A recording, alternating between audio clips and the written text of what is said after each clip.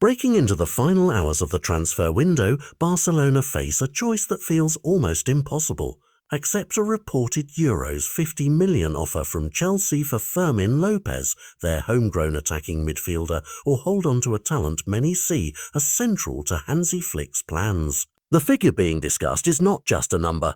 It could unstick a series of registration and financial headaches that have shadowed the club all summer, and yet it would come at the cost of letting go one of La Masia's brightest prospects. Over the weekend, Fermin did not feature in the squad for the match against Levante, an absence that immediately set social media alight and sent whispers through the corridors of the club that negotiations were active. On one side of the ledger sit pragmatic boardroom calculations.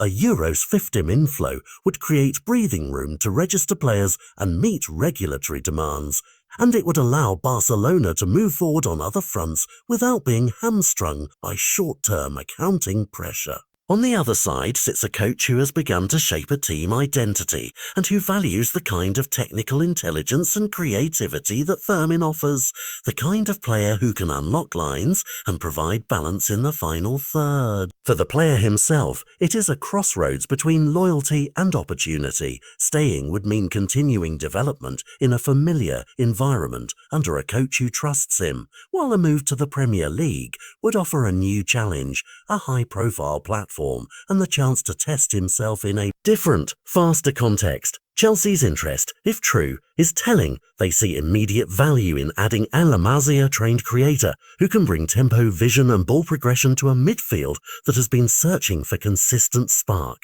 But there is a message beyond the single transfer. Selling a homegrown star can ripple through the academy and among supporters, raising questions about whether financial imperatives are reshaping the club's long-term sporting philosophy. Fans are split, with some accepting tough decisions if they secure the club's financial stability and others arguing that identity cannot be traded away for short-term balance. Behind closed doors, there are practical negotiations to be ironed out.